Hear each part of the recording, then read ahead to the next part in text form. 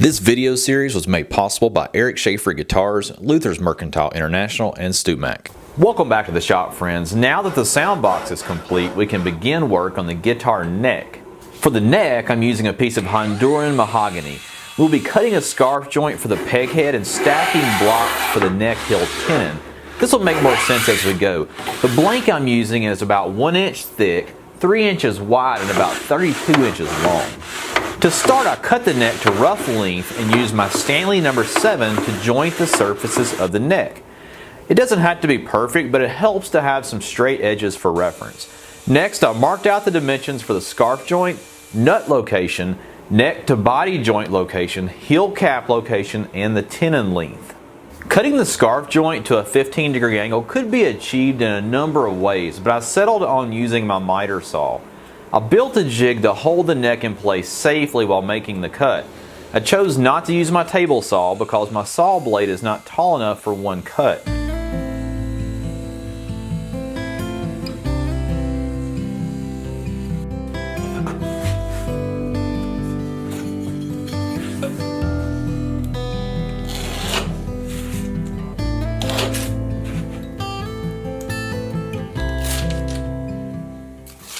Once the cut was made, I trued up the surfaces using my Stanley No. 3 plane and ensured the cuts were flat and square. This joint is critical and will have a lot of tension on it from the strings. I also cut down the peg head piece to a little closer to final thickness. I used my table saw for that cut. I also cut the heel blocks to dimension in preparation for glue up.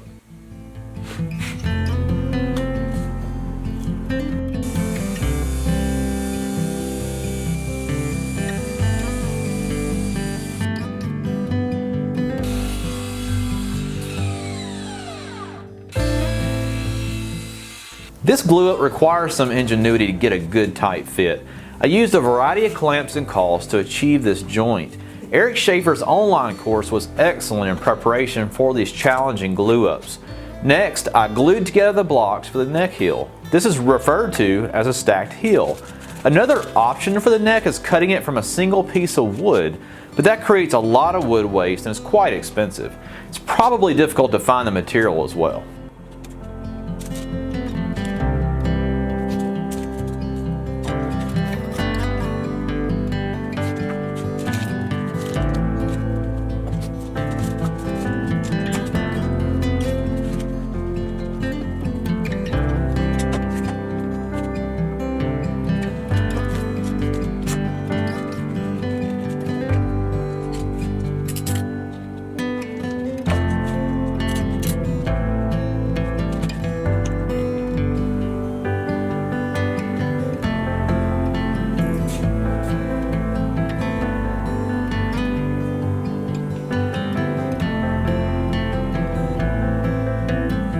Hello?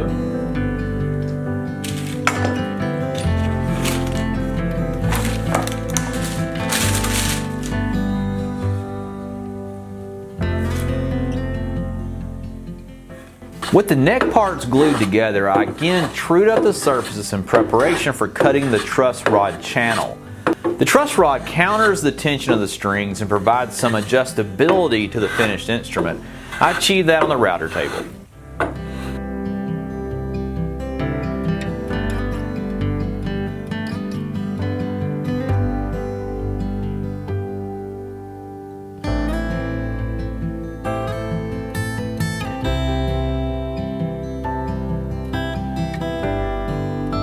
My design calls for a rosewood and maple veneer over the peg head.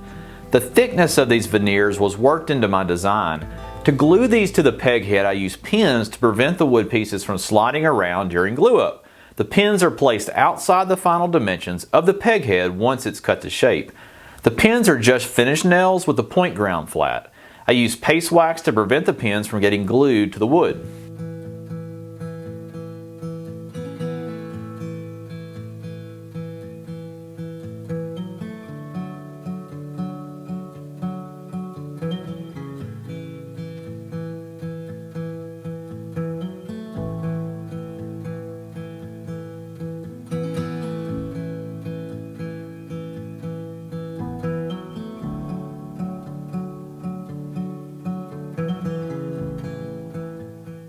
Once the glue's set, I cut the peghead veneer square to the neck at the position of the nut.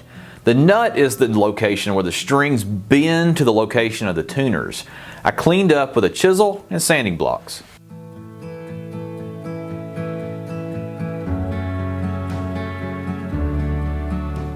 Next, I drilled the location for the tuners using the drill press. I drilled the hole smaller than the final hole diameter so I could attach a template to the peghead location for template routing.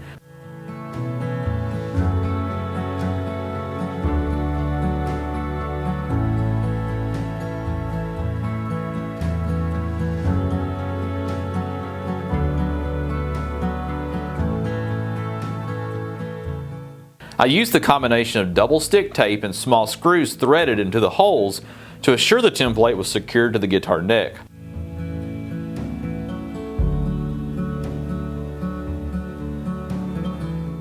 I trimmed down the excess wood and then used my router table and a flush cut router bit to finalize the peghead shape to my template.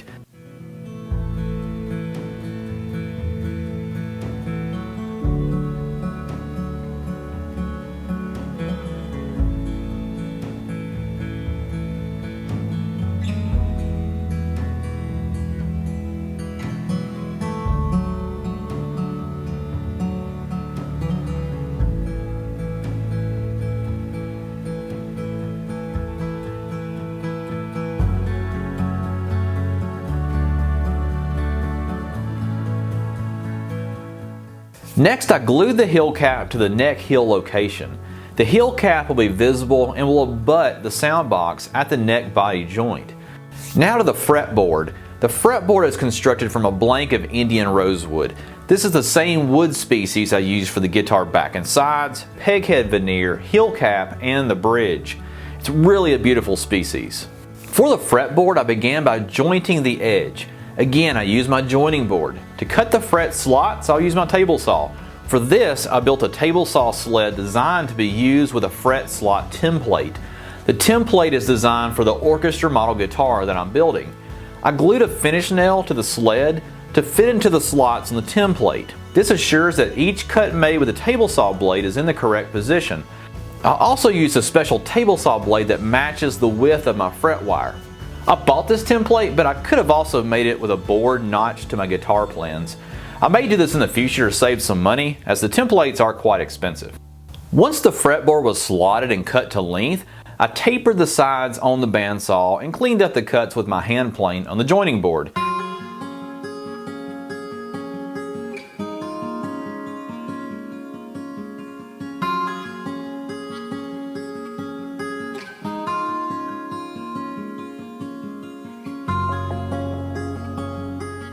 I inlaid face and side dots into the fretboard by drilling the hole using a Forstner bit and pressing the mother of pearl pieces into place. I glued them into place with a water-thin super glue.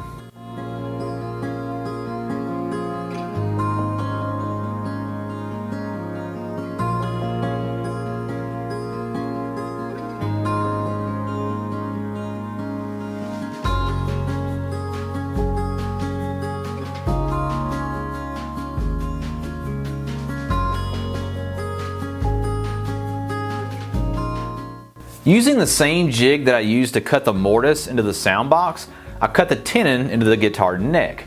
This jig sets the neck to the proper angle of the joint and holds the neck in the proper position so that the router can cut the tenon to match the mortise. This could be done by hand, but I suspect it would be very challenging given the compound angles involved. Once the tenon was cut, I inserted the truss rod. The truss rod access will be through the sound hole in the sound box. You can see how it overhangs the tenon. I use caulk in the center of the truss rod channel to prevent any vibrations, and I use epoxy to fix the truss rod into the channel. The neck body joint is called a bolt-on tenon. There's two bolts that pass through the heel block in the sound box into the tenon of the neck. At this time I added the threaded inserts and sealed the grain with super glue.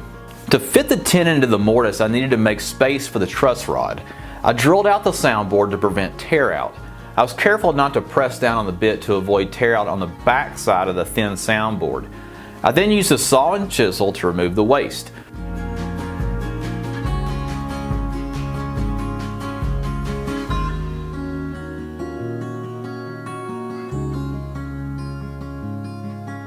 With the truss rod slot created, I then fine-tuned the mortise and tenon joint.